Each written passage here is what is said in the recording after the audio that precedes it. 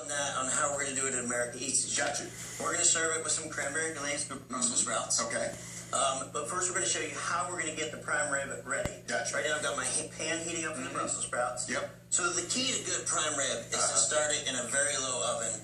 We're going to do it 200 to 175 degrees. Because you want to cook it as slow as possible at first. Okay. And we're going to cook it up to about 120 degrees internal temperature. Gotcha. Okay. So to get that ready to go into the oven, we're going to make a mixture. We've got Dijon mustard. Dijon mustard, gotcha. Okay. Now, how long are you going to cook it in the oven? I'm sneaking on. It's going to take about 2.5 hours. 2.5 hours at 200, about So this is a 5 to 6 pound prime rib roast. Okay. We do about a 10 to 12 pound roast at the restaurant. And we're going to add a little Worcestershire. Mustard and Worcestershire. Mustard and Worcestershire. Okay. So what the mustard does is help the Worcestershire stick to the prime rib. Gotcha. Okay. So we're going to make just a little paste out of that. And we're going to kind of glaze the rib with that. Okay. Just let it run all over the rib. And it'll stick to it based on It'll stick to it. Okay. You want to spread it around, coat it nicely. We're going to add a little pepper to that. Okay. Just to form a nice crust. We don't want to add salt at the beginning because it actually draws moisture out. Really? We want to keep the moisture inside there. Gotcha. Okay. And then we're going to add a little bit of water to the pan. A lot of people use a rack. Rather than a rack, I use vegetables because it's adding liquid to our juice at the end. And I see that you have the vegetables under the meat. The vegetables under the meat in place of a rack. So we're adding about 2 cups of water. Okay. And that's going to go in the oven at 175 to 200 degrees for 2.5 hours. Okay.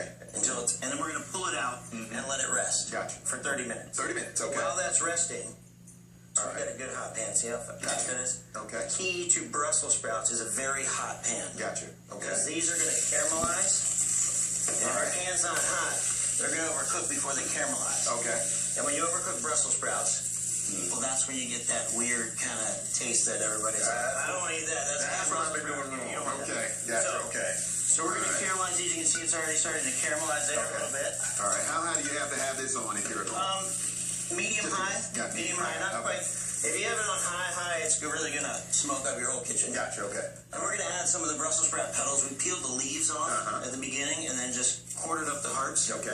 So we have both in here. So it's going to give us 2 different kind of textures. You see how it's starting to get nice and bright green. We're going to add just a touch of water, and it's going to steam it. All right. And we're going to have steam is going to help. Oh, that sounds good. See how it gets nice and bright and green? Yeah. Nice and noisy? Okay. And we're going to add a little bit of craisins. Craisins, I got you. Okay. My kids love craisins. Yep. Okay. And we've got cranberry ketchup. Wow. From a local company called Chuck's. Okay. You can buy it down at Salt and Sundry Union Market. Okay. And this is their seasonal flavor. So we're going to add cranberry ketchup and glaze it. Okay. So we're going to glaze these Brussels sprouts.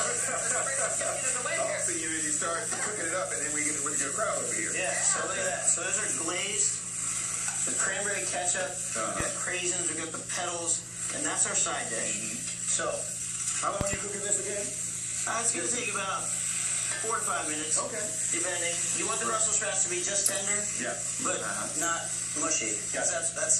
Brussels sprouts actually have like a sulfuric compound in them. So when you overcook them, that's why you get those people who don't like Brussels sprouts. Because they don't understand. They always had them overcooked or canned. We were just saying sometimes the long, slow cooking is actually easier for people to do. Can we see the finished result on your prime rib? So after we pull the rib out at 120 degrees and let it rest, we're going to crank the oven up to 450 and throw it back in for 10 minutes. What that's going to do is create the caramelization on the outside. The high heat, it's called the Maillard effect. And that's where your real flavor on the outside comes from. And your goal, the reason we cook it low and slow, what you want is that nice even pink all the way through. So you edge to edge, it's even. So you don't have that brown and then just pink in the middle. You want it. We're going to keep talking with Dave. We appreciate you being with us. We'll see you again bright and early tomorrow morning. Stay dry out.